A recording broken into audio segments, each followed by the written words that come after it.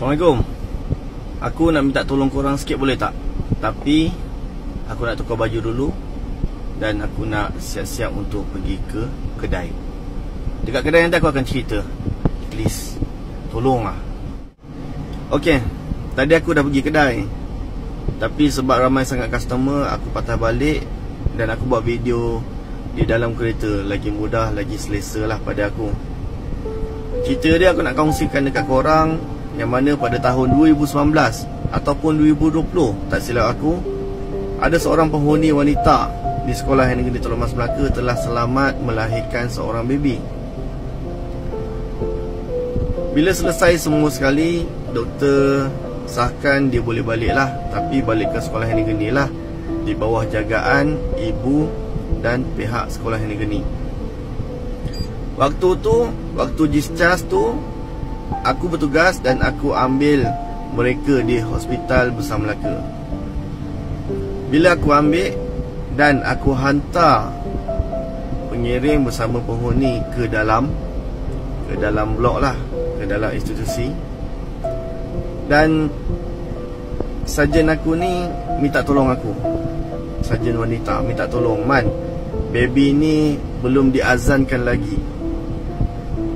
Jadi aku pun masa macam, sebelum aku azankan anak aku, tak silap aku azankan baby ni.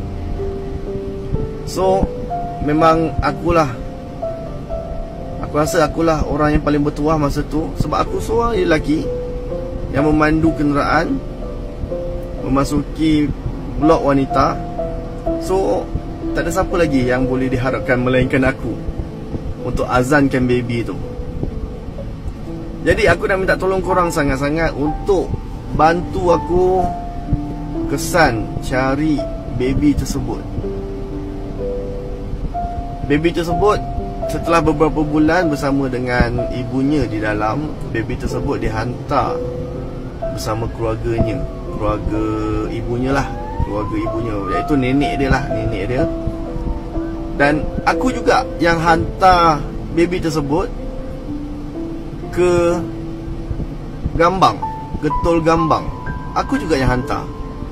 Aku dengan pengiring, dengan seorang lagi partner aku hantar baby tersebut. Pada tahun lepas, tak silap aku, ada pakcik dia ada komen. Selalu dia komen dekat aku punya TikTok, yang mana dia mengakui yang dia tu sebenarnya pakcik kepada baby tersebut. Dan dia pun tahu kisah ni. Aku nak trace pakcik dia ni tak dapat, sebab akaun aku yang lama ni kena ban dah. Dah hilang dah.